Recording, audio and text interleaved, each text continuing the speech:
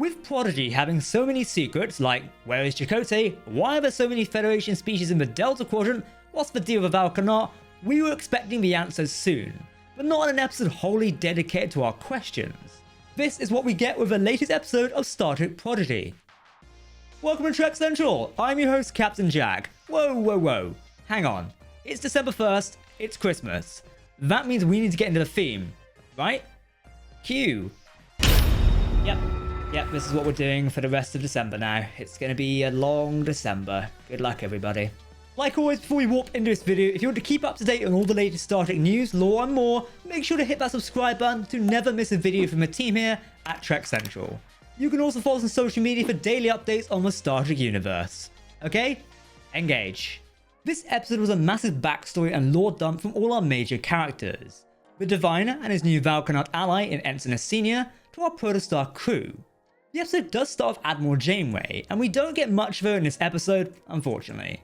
The commander gives her a broadcast which has all the names of the Protostar kids, from a wanted message the Diviner sent out near the beginning of the series.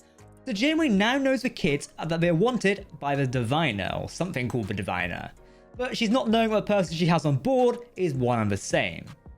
We do get Holo Janeway telling the kids about Janeway's past, however, only briefly before the end of the episode, mentioning Molly, the Irish setter dog that Janeway had, which was being looked after by her ex-fiancé, Mark, while she was in the Delta Quadrant. I do wonder what eventually happened to Molly. That's a video. So let's start with the Valkanaut, which gives us a lot more information about the series as a whole. So Ensign Senior, who I guess we now have to call the Vindicator, tells the Diviner the story in hopes it will regain his memory, which it does. From this, we get the whole Valkanaut tale told to us, which we've only gotten small pieces of in previous episodes. We do know that their world, Solum, was contacted by the Federation, and that people were split between isolationism and wanting to explore the stars and open their borders.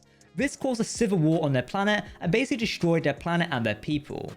We do learn even Diviner was one of those idealists wanting to join the galactic community, but after the war was left disillusioned.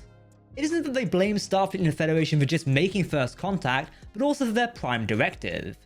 Starfleet had started first contact, it had caused a civil war, and they just left the planet alone and didn't help.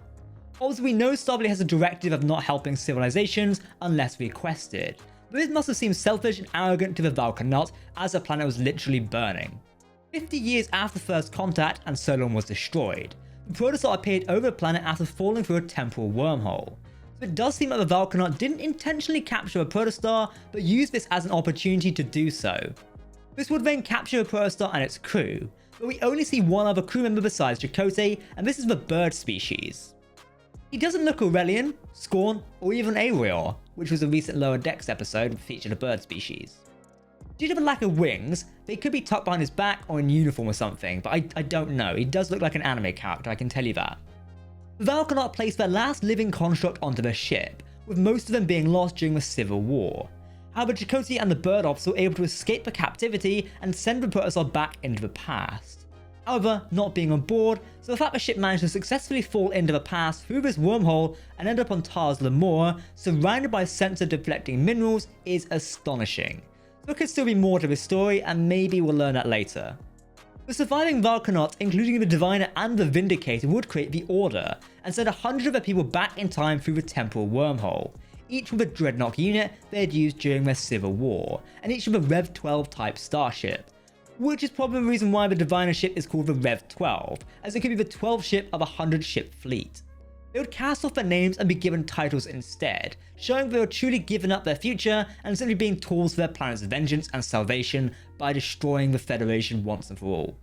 The Valkanaut was so obsessed with their past, they gave up their future, fleeing this war-torn planet in hopes of their vengeance instead of rebuilding with a number of supplies and ships they had available. The Diviner went some 70 years into the past, assuming that first contact happened soon with Solum. In contrast, the Vindicator fell only 53 years into the past, hiding a ship and making a Dreadnought look like a table.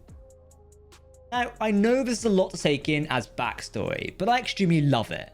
It lets people cling to their planet's past so much that the good old days, they've actually sent their people back in time to make sure these good old days last. It isn't as complicated as I expected it to be, but it's still pretty complex to wrap your brains around. We'll do a Prodigy timeline video very soon, so stick around for that. We do know that the Order forbade cloning, possibly to make sure that those Valkanaut they sent into the past would only be concerned with completing their missions and not creating legacies to complicate things. They wanted these 100 operatives to be tools, not people, which is how I interpret this. We do, however, have some questions to ponder with this answer now.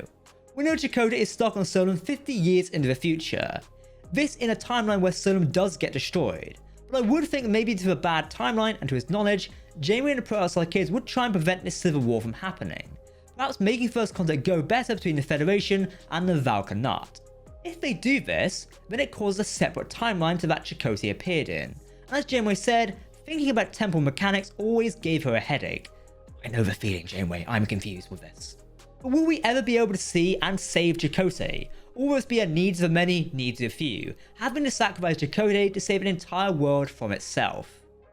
We also have the issue of the Valkanaut operatives. Did they all survive the wormhole travel? And if so, where are they? And when are they? But this is the Valkanaut backstory. Let's take a look at some of the Protoss kids' backstories.